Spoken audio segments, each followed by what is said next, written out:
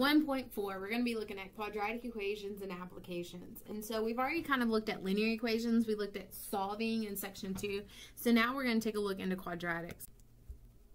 So with linear, we looked at y equals mx plus b. With quadratics, what we're going to be looking at is we're going to be looking at y equals ax squared plus bx plus c. A, b, and c are just where you could put numbers. You could have a 4 in there. You could have a 1 or a 9 or a 2. It doesn't matter. 19, 14. It's just a number. But it's a matter of that your highest exponent is 2, and then you're looking at a quadratic. So what we need to learn how to do is we need to learn how to solve a quadratic, and we're going to be looking at 3 different methods. The first one's going to be called factoring. A quadratic equation in x is an equation that can be written in the general form. So here's what I need you to write down and remember. This right here is general form, or sometimes called standard form. And even some of your homeworks in WebAssign will say write the following quadratic in standard form. That means put your x squared in front, your x next, your constant next, and set it equal to 0. Now that's important because when we go to solve, it has to be in that form to start with. A, b, and c are real numbers where a doesn't equal 0, because if a was 0, you wouldn't have an x squared. And a quadratic equation in x is also called a second degree polynomial equation in x. Really, we call them quadratics more than we call them second degree polynomial. In this section, you'll study 3 methods for solving. We're going to have 1, factoring, 2, extracting square roots, and 3, the quadratic formula. And I'm going to go over with you that now. So the first thing that we're going to do is we're going to put this quadratic into standard form. So in order to get this in standard form, I want it to be, let me get my pen going here, ax squared plus bx plus c equal to 0. So you can see I have my x squared, I have my x, I have my constant, but this is not 0. So what I'm going to do is I'm going to go ahead and move that 12 over. To move it over, I would say minus 12 from both sides, and that gives me 2x squared plus 4x plus, let's see, 6 minus 12, that's a negative 6. So I could say minus 6 or plus a negative 6 equal to 0. So now I have it in standard or general form. Once you have it in that form, some of your questions may just end here. But what we're going to do is we're going to factor this problem out. Now that we have it in general form, I'm going to take those problems and we're going to factor. So the first problem we're going to look at is x squared minus 2x minus 8 equal to 0. And so the first thing you do is you go, is it in standard form? Yes, that problem is in standard form. Then the next thing we're going to do is we're going to factor it. And so this one just has an x squared in the front, so I'm going to draw 2 parentheses. The reason we draw 2 parentheses is we're going to factor it into the 2 factors, or the 2 things that were multiplied together in order to give me this quadratic to start with. And so if it's just x squared, we can go ahead and put an x in the front of both of these. Then I'm going to show you a sign trick. Now don't reinvent my sign trick. Don't try to think, well look, I see this or I see this pattern. Don't do it. Don't do it. I've been doing this for years. I can tell you that it's going to work every time. So my sign trick is this. You look at your back, and if your back sign is positive, it'll be the same sign in your 2 parentheses. If your back sign is negative, then it means you're going to have different signs in your parentheses. So I look at my back sign and it's negative, so I'm going to say different signs, and this is why I have a lot of mine typed up. You can see by my writing here. So different signs would mean a plus and a minus. And then you're going to think, what will add to give me negative 2 and multiply to give me negative 8? So you want to come out to the side and say, okay, what will multiply to give me 8? 1 and 8, 2 and 4. And I'm going to slap a negative on there because it has to be a negative 8. And then I'm going to add up my options over here. Negative 1 and 8, that would give me 7. So that doesn't work.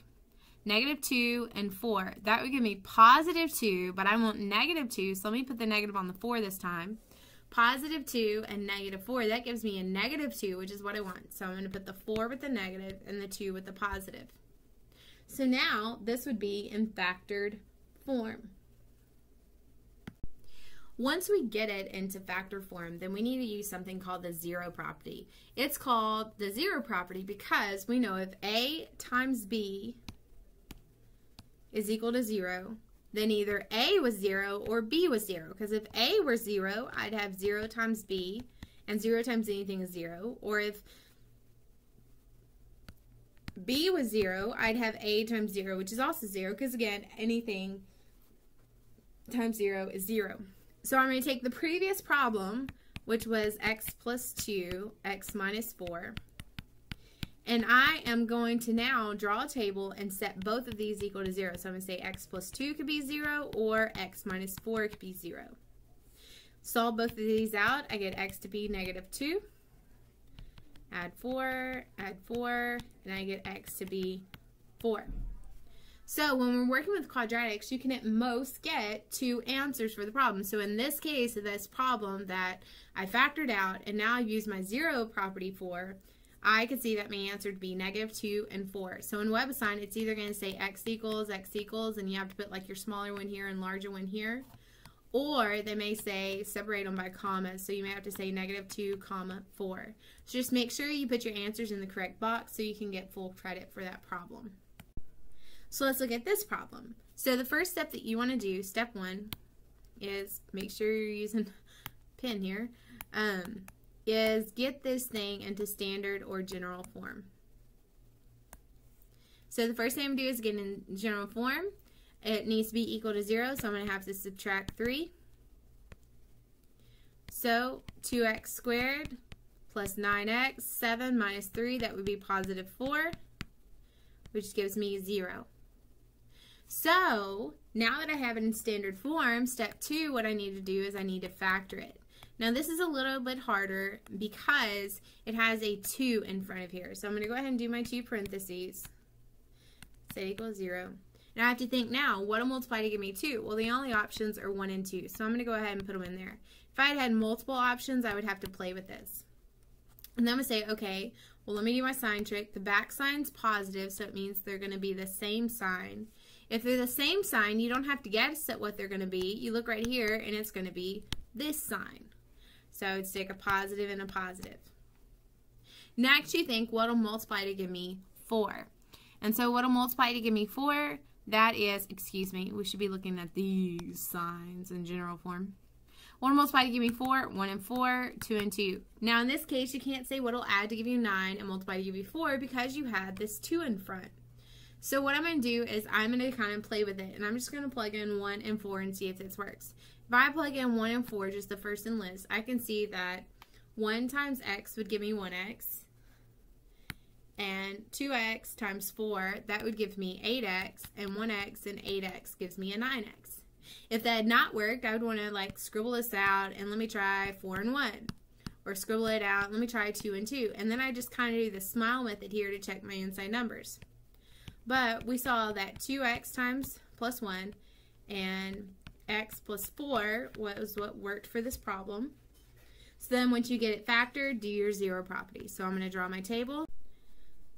Let's look at the next one. Now this one you do need to make sure it's in general form. So it does have your x squared, your x. There is no constant here, but it is set equal to 0. So you always want to make sure it's set equal to 0. So I make sure it's in standard form. Next thing I'm going to do is factor. Now in this one I'm not going to be factoring into my 2 parentheses, but I'm actually going to factor by using my GCF. So I look at my 2 terms here and I go, okay, what do these 2 terms have in common? Well, first of all, they're divisible by 3. And next of all, one has an x squared and one has an x. They both have an x that they can contribute. Not an x squared because the 3x doesn't have one. Then I'm going to draw my parentheses. I'm going to factor out or divide out my 3x. So I say 3 times what would give me 6, and that's a 2. X times what would give me x squared, that's x. Minus 3 times what would give me 3, which is 1, and I took my x away. So 3x times 1 would give me the negative 3x, equal to 0. Now when you draw your table, you set 3x equal to 0 and 2x minus 1 equal to 0. Solve that out. So I get x to be 0, which is a value. Zeros are okay. 2x equal to 1. So x is equal to 1/2. So again, I got two answers in this problem. This time I factored using GCF. So you got factoring with your parentheses, you got factoring with GCF. You can see this is the fully written up part from the previous one. I took my original equation, I factored out the GCF, and I set both factors equal to 0. These solutions are x equals 0 and x equals 1/2, so you could check these in your original equation. So if you kind of want to see it stepped out horizontally instead of vertically, then this is another way to consider that. On to our second method of solving a quadratic, and that would be extracting square roots. So when you're extracting square roots, you're going to use this in the case of when you just have an x squared. You don't have an x. And so in order to get this by itself, what we're going to do is we see that x squared is equal to something. So what you're going to do is you're going to get your squared by itself. The opposite of a square is a square root. So I'm going to square root both sides in order to get the square off of it. That gives me x equal to, the square root of 49 is going to be plus or minus 7. Now the reason I say plus or minus 7 is because if I had positive 7 squared, that would give me 49. And if I have negative 7 squared, that would also give me 49. Because negative 7 times negative 7 yields a positive 49.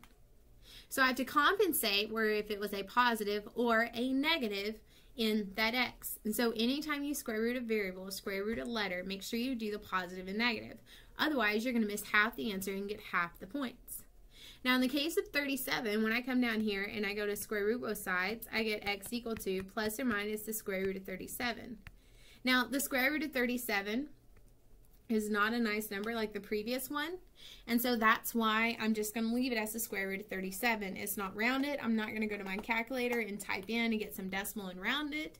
I'm just going to leave it as the square root of 37. So consider this problem. It says, so the solutions are x equals 3 and x equals negative 3. Check these in the original equation.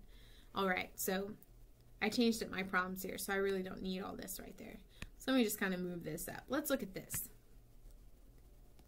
I'm going to look at this problem here. X plus 3, x minus 3 squared equal to 7. Now in this case you can see that this is my squared part and I have it isolated on the left side. In order to get rid of that squared, I would have to square root both sides. Square rooting both sides cancels out the square on the left, which leaves me with x minus 3. Square root in the 7 leaves me with plus or minus the square root of 7. Now add 3 to both sides in order to get x by itself, so I actually end up with x equal to 3 plus or minus 7. So you can see the solutions would be x equals 3 plus or minus 7. You can check these back in the original problem, but this would be two answers, x plus the square root of 7 and x minus, and 3 minus the square root of 7. So you still have two answers, but don't run to your calculator and go, oh, let me do 3 plus the square root of 7, get some decimal. Just leave it like this. This is not rounded. This is really nice, and it is an okay answer, and you can type that into WebAssign. The third and final way that we're going to be solving is the quadratic formula. The quadratic formula is the solutions of a quadratic equation in general form, so you can see general form here again, are given by the quadratic formula. This you must memorize. Oh, I can't write it all now.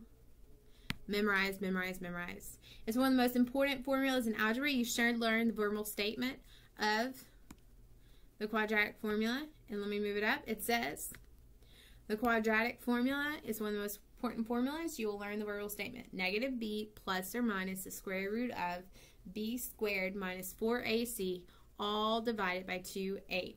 And if you look in your Canvas modules, I have the quadratic formula song. You'll have to go into that song, enable the protection on the page if you're using Firefox, and it should appear. And then listen to the super annoying song. It'll help you to remember it. It is way annoying. I wouldn't add it to my playlist. I wouldn't play it in the car. But it'll stick in your head long enough to remember it. So when you're working with the quadratic formula, you still have to follow some of the same steps as you did with factoring. You still need to get it in general form. So if I move that 9 over, that gives me x squared plus 3x minus 9 equal to 0. Next, you want to identify your a, b, and c of your quadratic formula. A is going to be the number in front of x squared, which is, if there's not a number, it's a 1. B is going to be 3. in this case, and C would be -9. So make sure you keep your signs with it. Next, you sing your super annoying song and you write down your quadratic formula. Now, hopefully, the more you write it, the more you say it, the more you sing it, the more you'll remember it. You will never have formula charts with your exams. So anything that we cover in lectures or on WebAssign, in the book, etc., you will be responsible for and have to have it memorized, including this quadratic formula. Next, I'm going to fill in. So I'm going to say x equals, and I'm going to go ahead and write the formula with nothing filled in. And then I'm going to fill in my A, B's, and C's. And so A is 1, so I need a 1 here on bottom and by the 4. B is 3, so I need a 3 right here, a 3 right here. And C is -9, so I need a -9 right here. So you can see I have just plugged in my A, B, and C in blue, and red is still just your formula. Now I'm going to simplify up under that square root, and so I'm just going to bring everything else down. I'm not working with 2 times 1 is just 2. 3 squared is 9. Now when you go to look at this, I want you to make sure you multiply these 3 numbers together. When you multiply those 3 numbers together, you have -4 times 1, which is -4, times -9, which gives you a positive 36. So x is equal to -3 plus or minus the square root. 9 plus 36 gives me a 45, all over 2. Now when you go to square root your number, if your number is not one that's a perfect square, such as the case of 45, what we're going to do is we're going to break down 45. I'll do it in black, I guess. So you take 45 and you break it down, say 6 times 9, and that's not 6 times 9, excuse me. You break it down into what would multiply to give you 45. So maybe you're thinking, okay, what multiplies to give me 45? Well, that could be 3 and 15, or it could be 5 and 9. So I'm going to write 5 and 9. You could have used 3 and 15, though. You circle every number that's prime as you work it out. So 9 would be 3 and 3. So this is my prime factor tree. So then in the case of 45, I could consider 3 times 3 times 5. Now the good thing about this is 3 times 3, that's 9, which is a perfect square. So now I could say -3 plus or minus, 9's a perfect square, so I'm going to square root that, bring it out front to give me 3, and then I'm left with, under that square root, just 5, all over 2. So then this would be my final answer. It's not nice, it's not pretty, but it is an answer. Now the reason we use quadratic formula is because sometimes you can't factor. This problem was not factorable. That's why we have to use the quadratic formula. It's kind of our plan B when working a problem. Now, it doesn't mean you need to work every problem like this, because you can see it can be pretty lengthy when factoring or extracting square roots can go better, but it does work every time. Be meticulous, don't use a sign, and make sure you're using the correct formula every time. So let's try this one the same way. First, you check, is it in standard form? Yes, it is. Let me identify my A, B, and C. A would be 16, B would be 8, C would be -3. Then write out your formula. X would be -b plus or minus the square root of b squared minus 4ac all over 2a. Remember, super annoying song, Canvas. Check it out. Now I'm going to plug it in.